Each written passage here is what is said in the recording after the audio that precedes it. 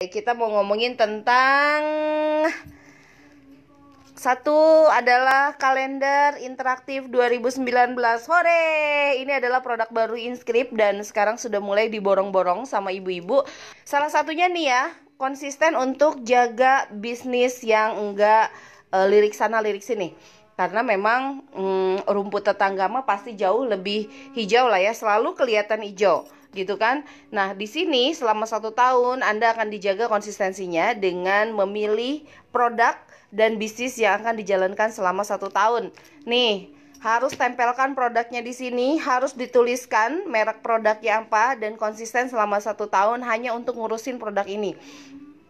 Sehingga akhirnya jadi bagus gitu kan. Jadi ibu-ibu itu kadang-kadang gini, ketika nggak laku langsung bilang bahwa saya mah kayaknya nggak berbakat deh jualan produk ini, kemudian pindah produk yang lain. Padahal sebetulnya yang namanya jualan mah prosesnya dijalankan dengan baik, omset atau profit itu adalah bonusnya. Oke, kalender interaktif 2019 yang sekarang ini sudah mulai dibuka PO-nya, harganya 100.000, dipakai 1 tahun kayak gini nih Bu.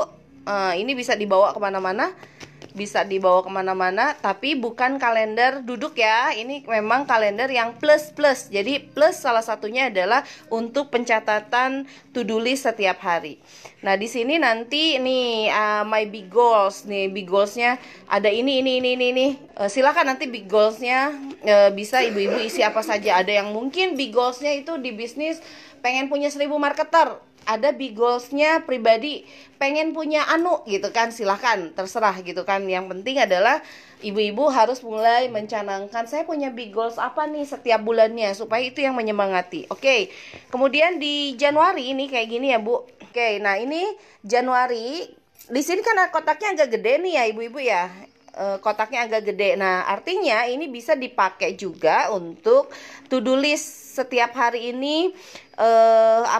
Mau ngapain nih, hari Selasa ngapain, hari Rabu ngapain, ada janji apa, ini bisa dipakai. Jadi kalau Inscript itu punya yang namanya agenda pencatatan harian, ini bisa diganti kalau agendanya sudah habis, diganti saja sama kalender interaktif ini, karena ini fungsinya memang untuk menuliskan to-do list setiap hari. Di samping juga nanti kita akan ada bagian bahwa kita juga bikin yang namanya to-do list yang fix atau standar harian. Kalau yang kayak gini adalah bukan untuk standar harian, tapi memang ada yang nyelip-nyelip lah yang harus diberesin setiap hari, boleh ditulis di sini. Nih kan, nih teman-teman, ada pengalaman baru bulan Januari, ini juga harus dituliskan. Kemudian ada rencana bulan Februari, ini juga harus dituliskan. Kemudian agenda mingguan, misalnya nih minggu 1 ada agenda apa gitu kan. Kemudian yang kedua mau pergi kemana, agenda yang ketiga apa. Kemudian pagi, siang, sore, malam mau ngapain. Ini nih kayak harian nih. Nih coba nih, saya pagi-pagi saya akan memprospek 200 orang. Tapi teman-teman jangan lihat memprospek itu, waduh ini pasti nawarin produk deh. Enggak, memprospek ala saya itu adalah silaturahim. Nah di sini sudah saya langsung masukkan ke dalam agenda harian yang ini adalah fix. Jadi kalau di bisnis itu ada fixed cost, ada variable cost. Nah kalau di sini adalah ini pagi, siang, sore, ini yang ditulis adalah yang fixed daily activity.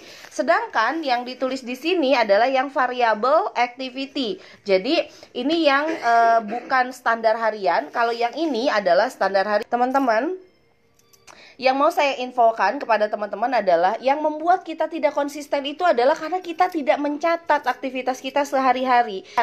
Pertanyaannya adalah, pernah nggak sih Teteh mood gitu, mudi-mudian gitu? Ya pernah lah, saya juga emak-emak seperti teman-teman. Manusiawi lah kita bosan atau seperti apa ya, bosan, males, manusiawi banget gitu. Dan boleh kok kadang-kadang kita rehat sebentar. Tapi dengan kita punya catatan seperti ini akan memudahkan kita ketika kita sudah moodnya balik, kita mau ngapain ya. Nah di sini pun ada lagi materi atau halaman dimana nanti mama akan nulis tentang masalah, kemudian solusinya apa gitu. Jadi dievaluasi dengan solusi, atau masalah ini ketika dievaluasi kemudian udah beres solusinya ini gitu. Jadi boleh menuliskan masalah setiap bulannya dan solusi yang dilakukan apa gitu. Nah ini wajib untuk dituliskan masalah dan solusi, karena ini juga bisa menjadi salah satu cara kita untuk memperbaiki bulan depannya kita mau ngapain.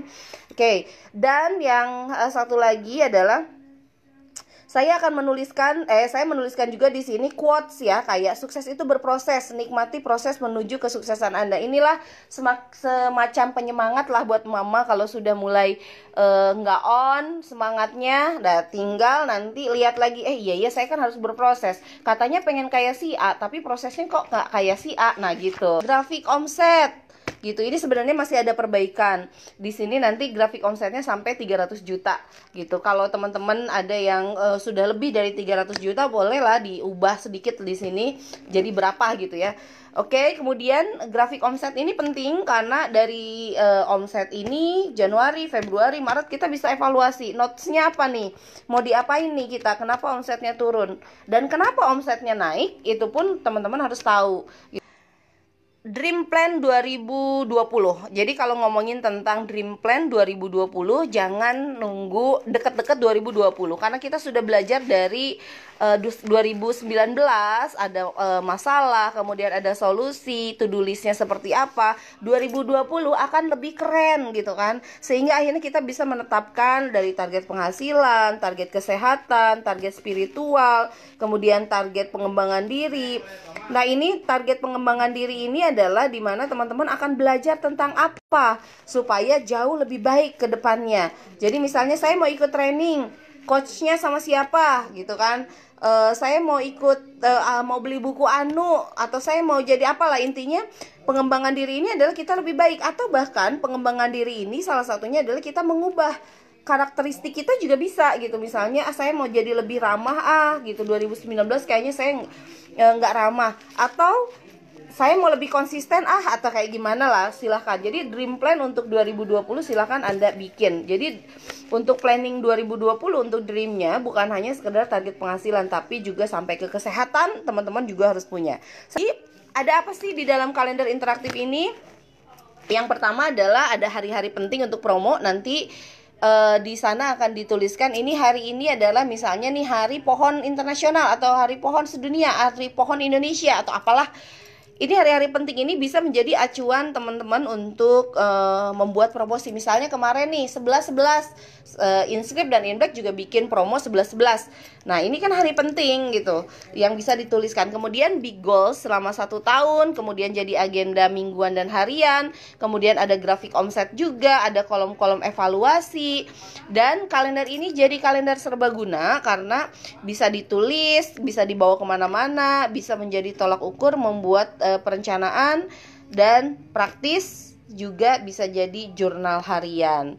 Satu lagi, apa yang harus disiapkan di tahun 2019?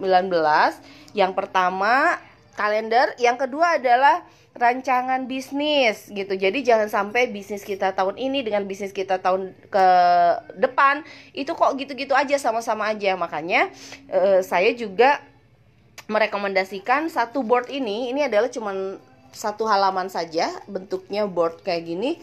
Ini juga bisa menjadi acuan teman-teman untuk memperbaiki 2019, dimana isinya mulai dari biodata, kemudian data awalnya juga harus ada. Lalu nanti kita akan mulai mencari kekuatan, terus kemudian kelemahan kita, kemudian kita juga akan melakukan perbaikannya apa di tahun 2019. Kita mulai menyusun tim yang akan terlibat, kemudian kita juga akan membuat inovasi, kita juga akan menyusun media promosi yang akan digunakan. Kemudian juga di sini juga ada rencana pengembangan diri, ada poin penting, kemudian juga big dream, dan aktivitas harian juga ada dituliskan lagi di sini. Kemudian target tahun depan dan evaluasi akhir yang nanti akan dilihat di tahun 2019. Jadi intinya teman-teman, untuk konsisten itu sulit, tapi untuk mulai mengubah dari inkonsistensi menjadi yang konsisten, salah satunya adalah dengan mencatat.